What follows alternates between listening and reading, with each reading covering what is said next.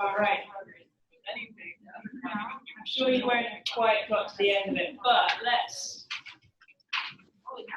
I know, so much, isn't it? And often we hear sermons on just one of these passages, and I'm asking you to do 4 in like a very short space of time. So, but part of the purpose of racing through it a bit, so that we see it all together, because I think Mark has put these episodes together so that we might then learn a big point from these episodes. And if we break them up, we learn wonderful, great things. That's not to diminish those things. But there is a big point going on.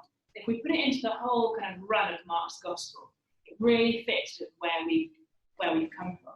So as we were saying at the start, we do have this evident power of Jesus over nature.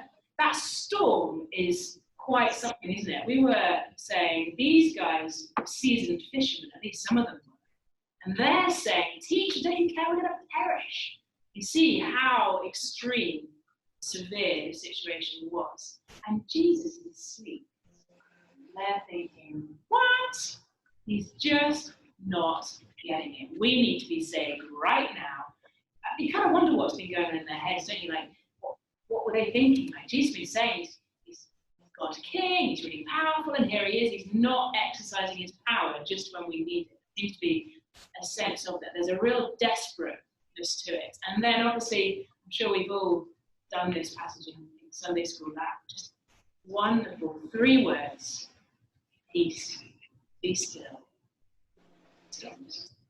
Saying to my group that we went to the beach this summer, and Rufus was just standing in the waves, just shouting at them to stop. Just like really a bit annoyed that they weren't. So, like telling his friend, they're not stopping, we should keep shouting. And I just kind of just wonderful, oh, I saw Jesus do it. Maybe it's a thing that we can do, but it's not, is it? Jesus is the one who has power over nature. And I don't know what you made of the disciples' reaction. It's surprising, isn't it? Jesus says to them, why are you so afraid? Have you still no faith? And there's something in that, still no faith, which is a little bit chilling, a little bit like, you need to get this, you need to understand what's going on, but clearly you're not, because did you notice then, who then is this that even the wind and the sea obey him? They have great fear, and they don't understand yet, do they? We're going to see a bit more of that. It takes them a fair amount of time to get to the point of understanding, and it suggests actually that there's something more to this than just watching Jesus. We're going to see more of that in the next passage and the next passage. But at this stage, the disciples surprisingly fall into the fear category, don't we? We might expect them to be star students, but instead they are fearful despite having had Jesus calm the storm with a word.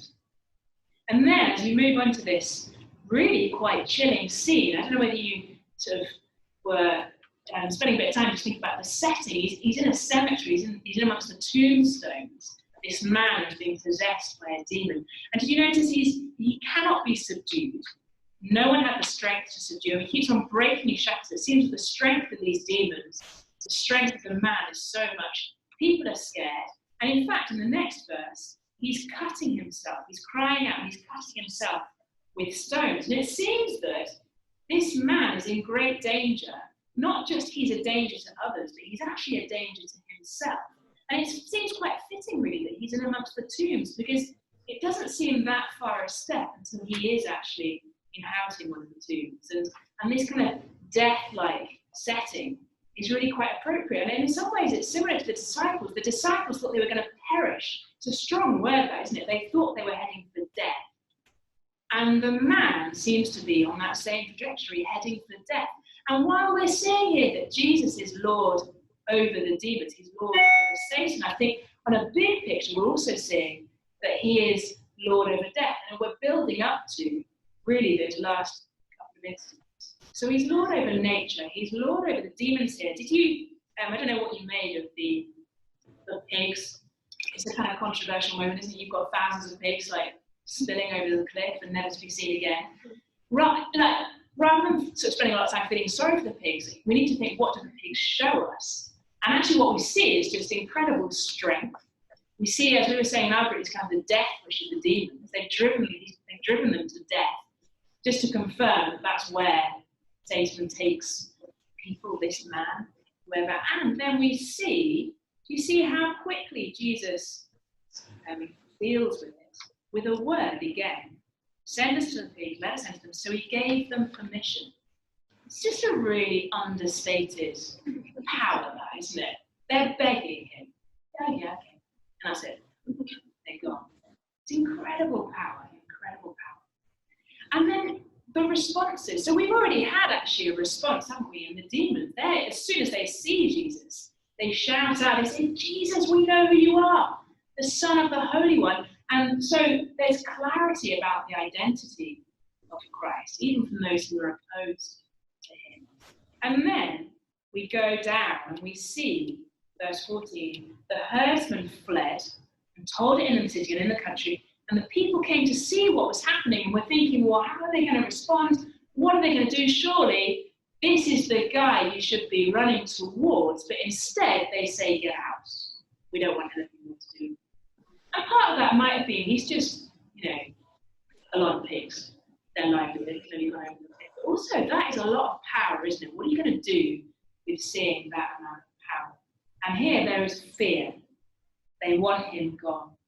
And part of the fear is that they see that the demon-possessed man is just such a wonderful transformation, isn't it? Sitting there clothed in verse 15 and in his right mind. And they were afraid. So the power of Jesus to transform this man, to get rid of those demons, to redeem him, is a wonderful thing. And the man himself is begging to stay with Jesus. He just wants to be with him. He's running towards him.